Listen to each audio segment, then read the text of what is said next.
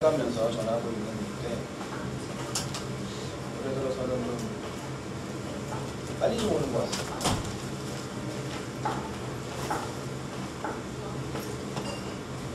많이 묵상하지 못했지만 주님께서 지혜를 주시고 잘 개인적으로 알아듣게 하시고 또 삶에 적용하게 해주시기를 바랍니다.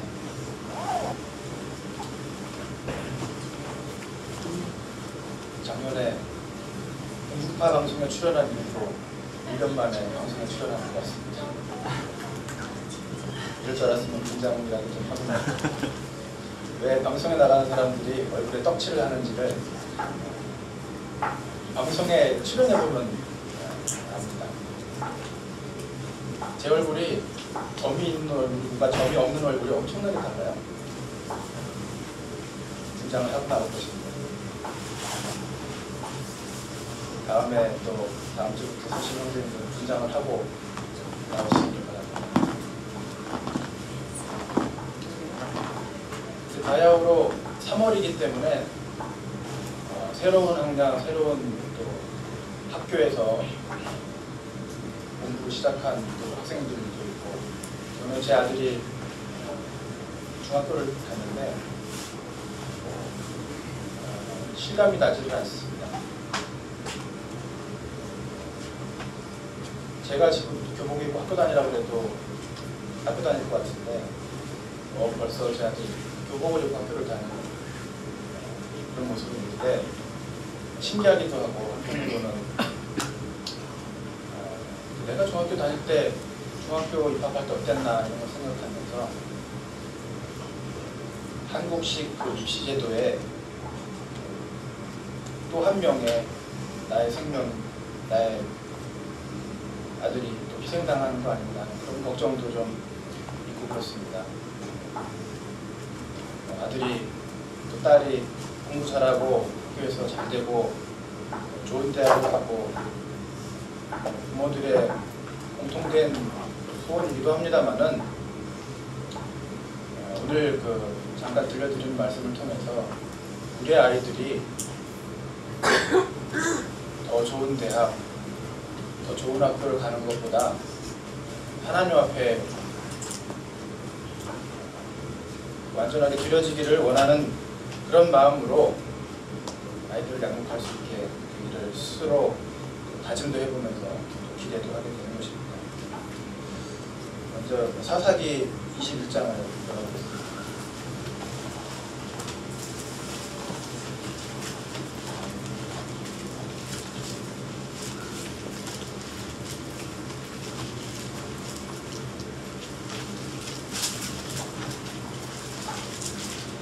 저도 동가라 학교를 지금 교사가 강제로 찍어서 회사를 다닙니다. 학교를 다니기 시작했습니다. 밤에 학교를 공부하는 것인데 저는 첫 수업을 3시간 수업하면서 이제 꿈을 접었습니다. 한국 사람인데 3시간 동안 여기 와서 한국말 한마디도 안 하고 발음은 완전 코리안인데 영어로만 수업을 하더라고요. 학교 생활, 즐거움을 다 이제 포기하고 출석만 해야겠다고 생각하고 있습니다. 사사기 21장 옆부터 21장 25절을 보겠습니다.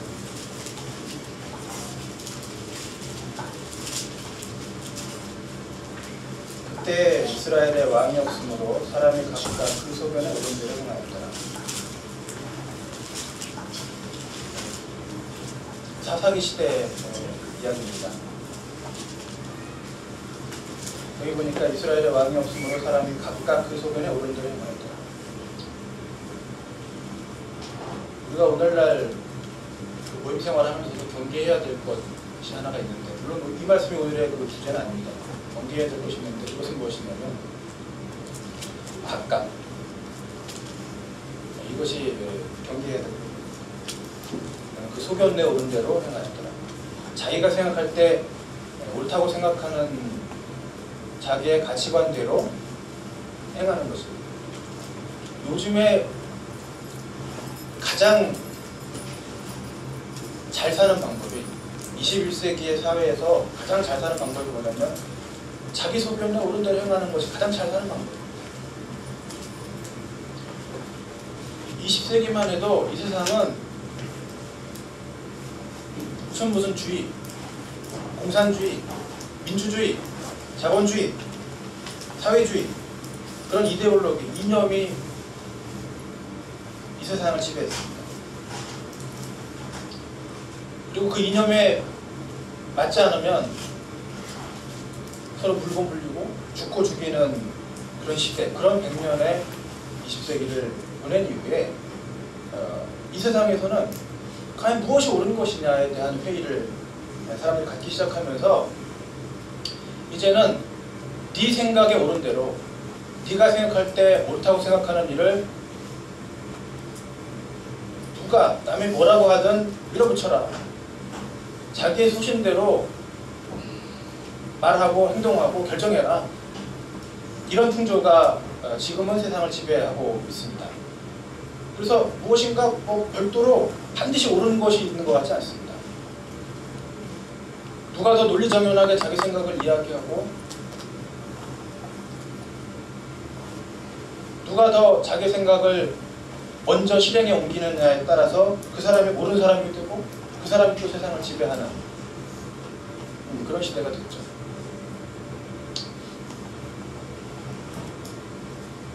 철학적인 트렌드도 아마 그렇게 움직이는 것으로 알고 있습니다. 그림도 지들 마음대로 자기 생각대로 그리면 그것이 잘 그린 그림이 되죠. 그러다 보니까 종교도 힘을 얻지 못합니다. 신을 믿는다는 것이 무능력한 사람의 표본인 것처럼 그렇게 판단되는 시대에 우리가 살고 있습니다. 이 당시도 그랬던 것 같습니다. 사람이 각각 살았습니다.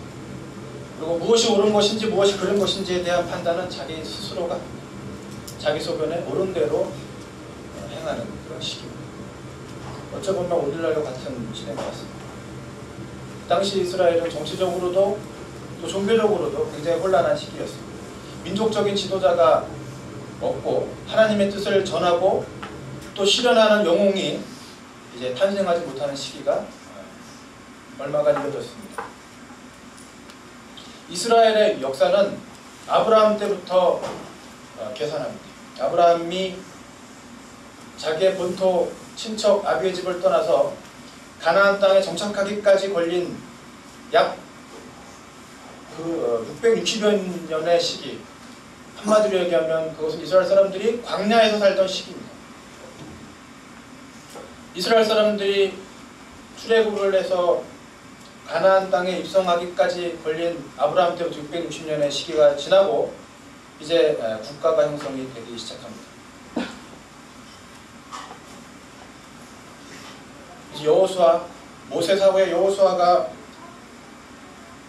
가나안 땅에서 이스라엘 민족들을 이끌고 이어서 여러 사사들이 부침을 거듭하면서 그 땅에서 본토민들하고 도전과 응전의 시기를 보내고 이방 민족들의 침탈을 겪으면서 어쨌든 그 땅을 지키고 사수하게 되는, 그러나 그때 왕은 하나님입니다.